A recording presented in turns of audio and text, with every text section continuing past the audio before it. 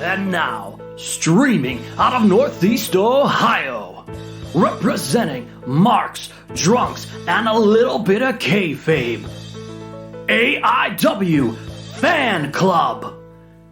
It's wrestling and podcasting, previewing and reviewing all motherfucking day. People of the world, I give to you wrestling fucking cheers!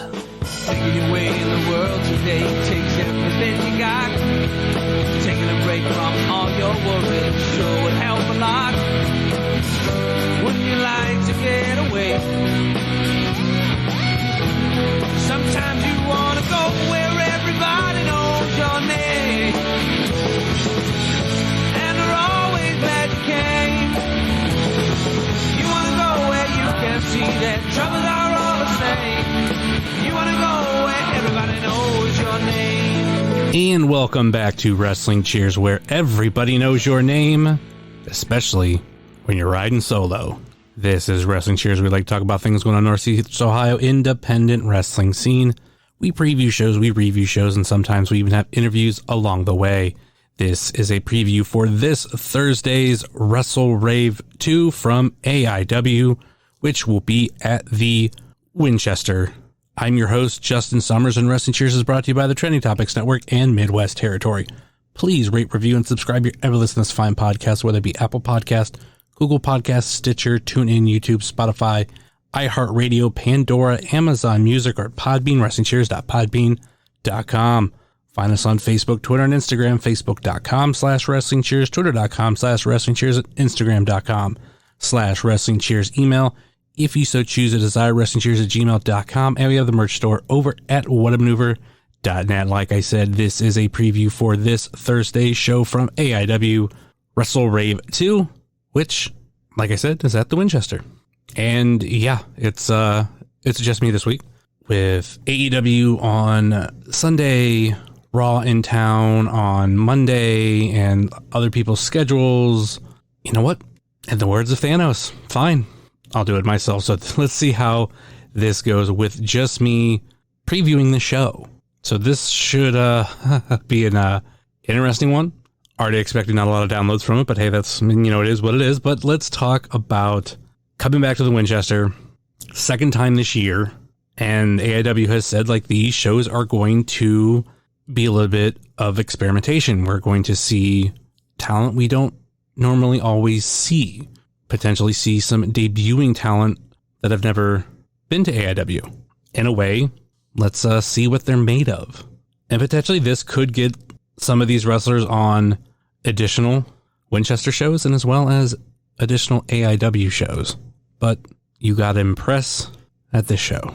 So if I'm correct, the last time we had WrestleRave was 2019 with Session Moth, and that's one of the few AIW shows I have missed.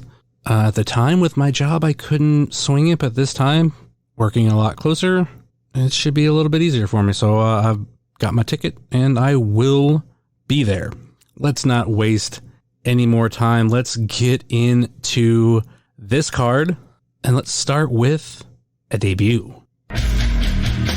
Original Sins versus Members Only. Obviously, we know a lot about Members Only, or we've seen them wrestle at AIW since August. They've been training for years, finally getting that big debut. Original Sins, though, I'm not that familiar with them. Dick Michaels and Tyler Liddell pulled up cage match. Saw some former opponents of theirs. They have wrestled the Bitcoin Boys. They have wrestled Members Only. And companies they have wrestled for, they were on a pre-show for, I think it was Billy's Cosmic Christmas. They wrestled for Flophouse, IWA Mid-South, and Rise. Just to name a few of the companies they have wrestled for. See a lot of Flophouse on their cage match, and some AIW tag teams have wrestled at Flophouse as well. So I'm curious to see how these guys are going to do, but they're coming into Members Only territory, and I see Members Only picking up the victory here. Let's move on to another debut. Alex Crowley versus Megan Myers.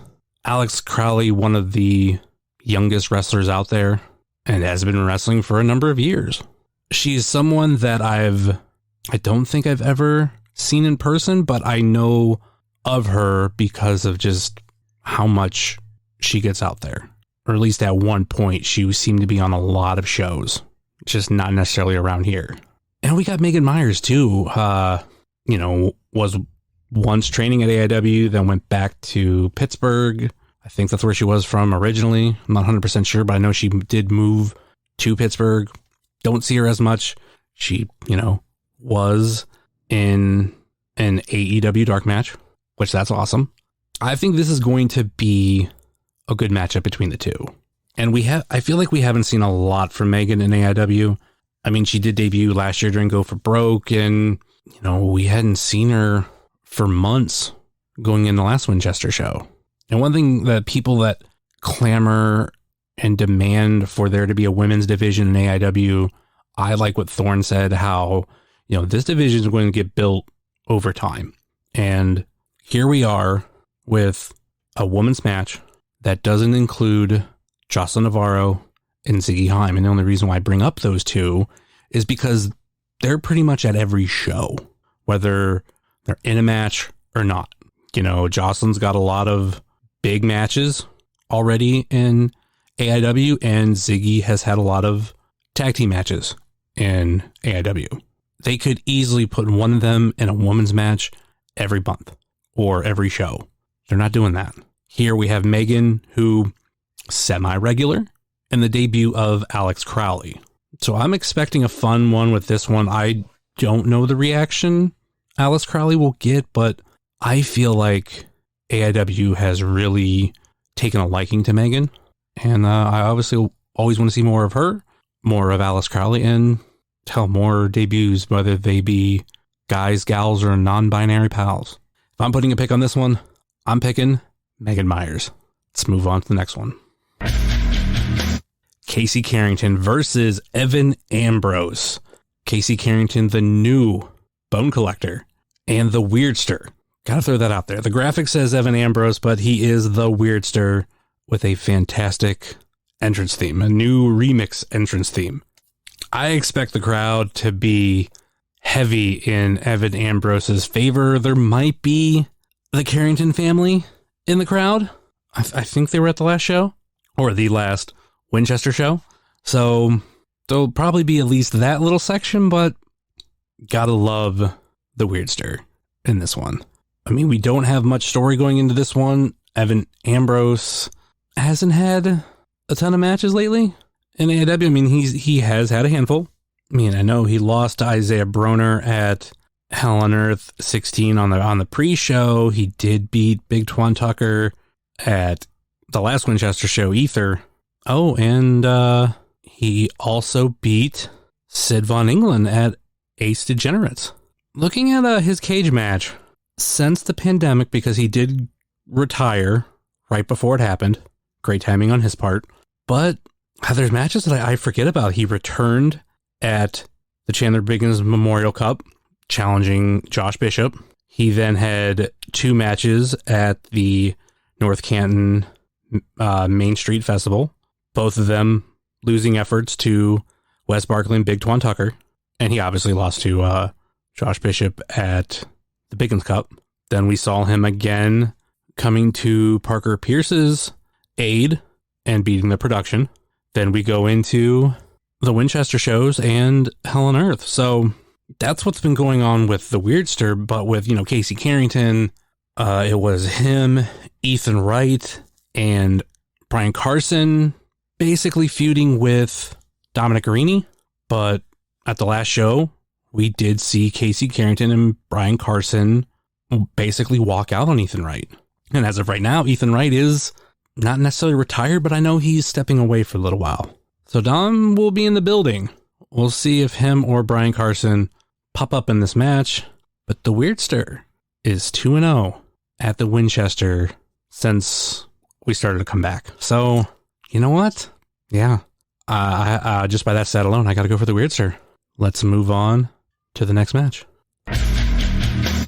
one of our big guests for the show, no pun intended, Big Dan Champion versus Riley Rose versus Lucky 13 versus Chase Oliver. Now, it's been a while since we've seen Lucky 13 at AIW. If I'm correct, we have not seen him. I legitimately want to say Mount Carmel, because I want to say the last AIW show he did was, I thought it was a tag tournament, but pulling it up right here, last time he was in AIW, which was the only show he worked the entire year, at least according to Cage Match, was AIW Walk the Plank. He was in a 4-way match. Check this out. It was him versus Flip Kendrick versus Facade versus Sean Schultz, and Sean Schultz is the one who won. I mean, none of them are regulars anymore. And this is the first time we've seen Lucky 13 since. And then we got Big Dan Champion. Big Dan's a dude that I know a little bit about, especially with that Chikara / Lehigh Valley / Eastern Pennsylvania connection. So I've seen a lot of, people like him and the Boar and many more. I'm excited to see him in person for the first time. And I know he's a dude that's been trying to get to AIW. And here he is, finally getting that opportunity. And he was basically the poster boy, the man who was a part of the announcement for this show. And I'll be honest, this was announced the same day as the Akron show. And I was more excited for this than the guest for the Akron show. I really wasn't watching wrestling back then. I don't even know if that slap incident happened when I was alive. If it did, I was very, very young, because I didn't start watching wrestling until the 90s. So seeing that Big Dan Champion was coming to Northeast Ohio, coming to AIW, totally pumped for it. And finding out he's in a match with the returning Lucky 13 and going up against newer to AIW within the past year, Riley Rose, trying to make a name for himself. And then you have Chase Oliver, a guy who, has really made a name for himself without any title shots since coming back. And I feel like he impresses every single time. This match, I'm expecting no different. Now, it's going to be hard who I'm going to pick. I kind of want to go with Chase. Man, I love Big Dan Champion. Riley Rose is okay. Great to see Lucky 13 back, but fucking this is a big moment, or big statement. I don't want to say moment, big opportunity for another statement from Chase Oliver. So I think I'm going to go Chase Oliver. Let's move on to the next one. Next up, we have Brian Carson versus Dominic Guarini. And I mentioned it before of this feud going on with, at the time, Ethan Wright, Casey Carrington, and Brian Carson going up against Dominic Guarini. Filthy Tom has been able to be there to have Dom's back as well as members only. But here we got one-on-one Carson versus Dom. And again, it kind of goes with what I said earlier. Will Casey Carrington be ringside for this? If he isn't, I'm expecting, I don't want to say a beatdown from Dom, but I'm expecting Dom to have some fun here. Dom to get some revenge for, the past 3-4 months. Yeah, so simply put, if you have my pick, my pick's Dominic Guarini. But again, we'll see where Casey Carrington is, or, does Brian Carson and Casey Carrington have a trick up their sleeve? Are they going to introduce somebody new, whether it's a AIW debut or whether it's like, oh, they're now going to be aligned with Carson and Carrington? I don't know, but I think that's kind of a possibility. In the ring, I don't count Dominic Guarini out. But when it comes to tricks, I don't count Brian Carson out. With that being said, let's move on to the next one. Eddie Only versus TKD. Now, like a dumbass that I am, and I'll admit when I fuck up, when we did the review episode, I have said many times that I use my tweets that we tweet from @WrestlingCheers on Twitter. And I chose not to include what happened right before intermission that involved Eddie Only, which, it's after the fact where, and I'm trying to kind of remember it. Hopefully I get this right, where it seems like we're just about to go to intermission. Steve Guy's about to make that regular announcement, and, out comes Eddie only. No music, just has a microphone, interrupts Steve Guy. Talk shit. Goes in pure Tracy Smothers mode, and for that alone, I loved it. And then out came Hornswoggle to interrupt him. Hornswoggle brought out Luke Gallows, and there was a little back and forth type thing going on. I don't remember everything, but I think the big thing to remember is Eddie Only is back in AIW, especially because we get this match, Eddie Only versus TKD. You know, TKD is somebody who kind of on the same level-ish as Riley Rose, of someone who's trying to make a name for themselves. I think this last year, TKD has made some progress, but he's not quite there yet. And Eddie Only is a guy who's spent the past, most of like 2 years traveling across the country and, doing tattoos when he's home. Being back in AIW.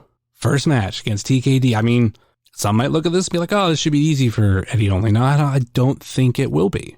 I think TKD 2 needs this win just as much as Eddie Only, if not more. So happy to see Eddie Only back. Especially love it that it was a complete surprise. But I'm going to go with TKD. Let's move on to the next one. 9 to 5 versus The Production. 9 to 5, maybe one of the most hated tag teams in AIW. Is it because of their alarm clock? I don't want to say music, but, entrance? Possibly. But there is nobody that is easier to hate than them. The Production, this form of The Production, because let's face it, God, when you think about it, like The Production has been around since like 2016, 2017. Everything just blurs together when it comes to years for me, but they've had all these changes and we've talked about that before. And, this version really has found their place and it doesn't feel like any other version. Derek loves to kick ass. Ziggy loves to kick ass. Ziggy, a compliment that I don't know if I've publicly given to her or not, but one thing I do love about her is if you took a picture of her like once a month, like say the first of every month, she does like different things with her hair, whether it be colors, cuts, styles, and sometimes her makeup too, to where, or obviously her gear, but like when you look at shows, like they all have different feels for her because of the different looks. The better way to put it was better look. She has different looks, so they all obviously look different, and I think that's really cool. But 9 to 5 is not necessarily a team that we should be sleeping on. Lewis Linden and Jack Verville are veterans, tag team veterans. They show it in the ring. I would kind of push myself to pick 9 to 5 just to be a little different. I got no one else on here, but sometimes when you pick wins, it's not, at least for me, not who I want to win. Sometimes it's just who I think's going to win. And maybe I think certain things will happen in a match that will cause the team that I want to win to lose. So I'll pick their opponent, but this, I gotta pick the Production. I love them. Yeah, so let's pick the Production on that one. And let's move on to the next one. I'm not sure if this match or the next match will be the main event, because this match is the only championship belt that's on the line, or belts. PME versus Bulking Season.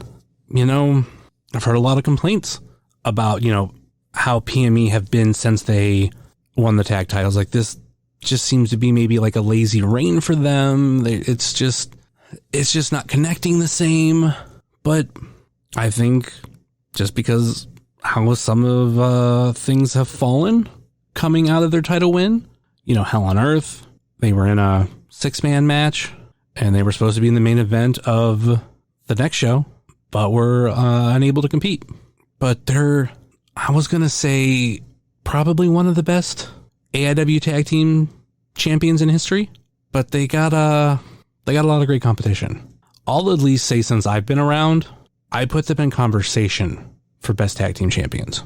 I don't know if I'd pin number 1, but I'm going to say they're in the discussion. And they're going up against Bulking Season. And, over the past year or two, Bulking Season has really come into form, especially Chuck Stone. Chuck Stone can go on a singles run if he wanted and cause mass destruction. I have compared him, and I think I've heard other people compare him to Earthquake, John Tenta. It's partially the look, and it's partially his style. At least for me when it comes to the style. And they are a well-loved tag team in AIW. and they can be a force to be reckoned with. Now, do I think they're going to win? No, I'm going to pick PME. And that's only because we see how PME works. This PME will win by any means necessary. So I expect them to do the same at this show. Bulking season probably should win. They could win. PME is going to find that shortcut, and they're going to take it. They're going to take it until somebody puts a roadblock in front of them. I don't see it happening here. I could be wrong. I think the Winchester would come unglued with the smaller crowd that it will have, but I'm going PME. And let's move on to the final match of this pretty quick episode. The Duke versus Kaplan for the Golden Boot. Now, I'm expecting with this match, much like the last time the Golden Boot was put up, we will see Bitcoin Boys here. They will be in the corner of the Duke. But are they going to be enough to stop Kaplan? I do notice here, too, on the graphic, it's the Golden Boot. That's not the Golden Haas boot. Just the Golden Boot. Interesting. But all that aside, Kaplan is a bowling ball, and the Bitcoin Boys are just 2 pins at the end of the lane. He could easily bowl them over. Without a shadow of a doubt. I can see it happening. To where this match is just the Duke versus Kaplan. And I talk about, in the last match, like if bulking season wins, the Winchester would go crazy. If Kaplan wins, the Winchester will go crazy. And I'm guessing if the Bitcoin Boys are out there, or the Duke may have said it in a promo where he's put it on Twitter and I just haven't seen it yet, or it'll be eventually on Twitter, it'll say how many days that he's held that boot. It was kind of surprising that Levi didn't beat him, but Kaplan could be the man. Kaplan could be that dude that finally beats him. Because let's face it, the last person to hold the Haas boot isn't even wrestling anymore. They're reviewing movies, last I knew. So this should be interesting. Like I said, if the tag team match isn't the main event, this could be it. Probably be tag team match.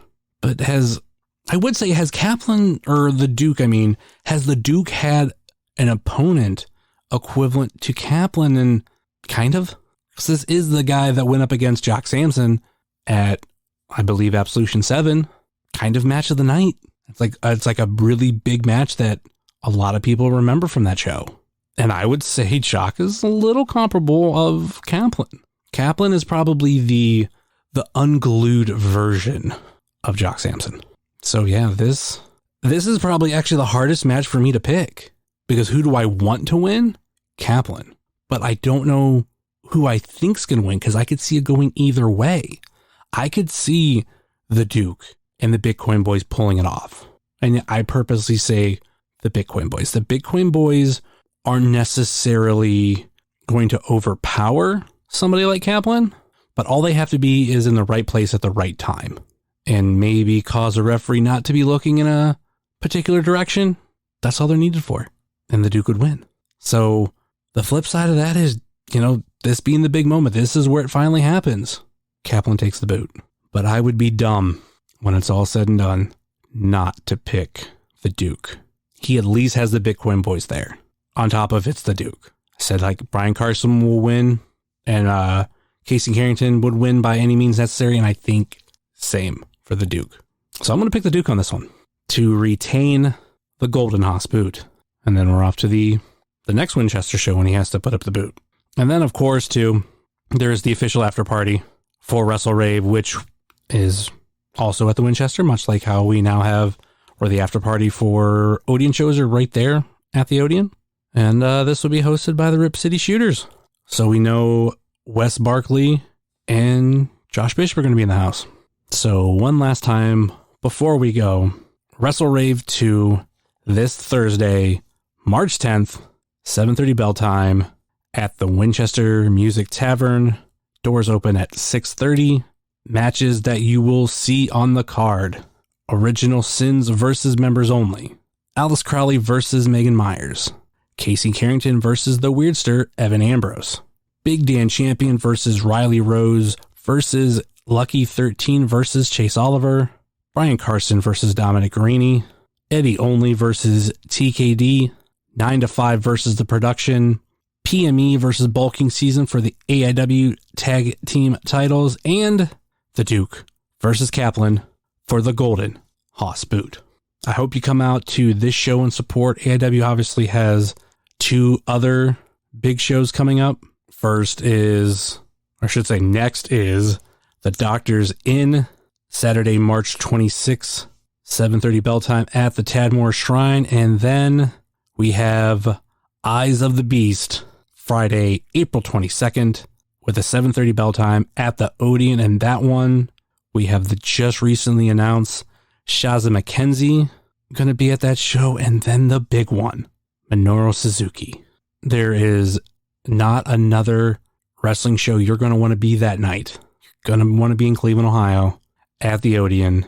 No matches have been announced yet for, I was going to say either of these 2 shows, but technically one has, for the Doctor Is In. But we have nothing for Eyes of the Beast.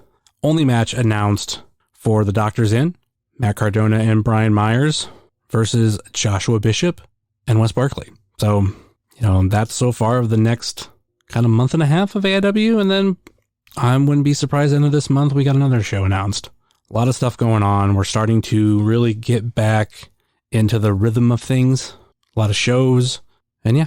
And of course, you can find myself at jsummers330 on TikTok, Twitter, and Instagram. Much you can find the show on Facebook, Twitter, and Instagram.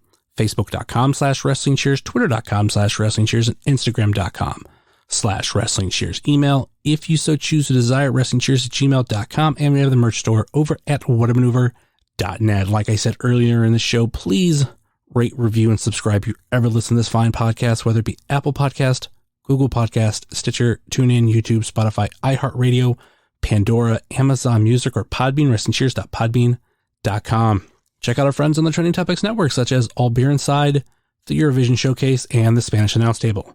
Check out our other podcast friends, such as Pod Van Dam, Super Fantastic Podcast, It's Evolution Baby, The IndieCast, Sobros Network, Biff Radio, Game Marks Podcast, Powerbomb Jitsu, The Spotlight Series, Fully Posable, Doing the Favor, Positively Pro Wrestling, IWTV Guide, If You Catch My Grift, At Odds with Wrestling, Marks with Mikes, This Ends at Prom, and Porch Talk. Also, check out our other non-podcasting friends, such as The Thrift Store Jobber, The Savage Stash, The Mystery Men, Redline Radio, Mouse's Wrestling Adventures, VHS Party Tonight on Instagram, Heart of Gold, Toy Hi-Yo Toy Show, Time Capsule Toys, Stay Tough, Smokin' Jay's Barbecue, and don't forget, use promo code CHEERS to get 10% off your next order. JCP Designs, Midwest Territory, Southern Underground Pro, and the official graphic designer of Wrestling Cheers, Moy Boy Designs. That will do it for us here on Wrestling Cheers, where everybody knows your name. And I'm sorry you had to listen to me babble on for however long this turns out to be. Definitely under an hour. Later.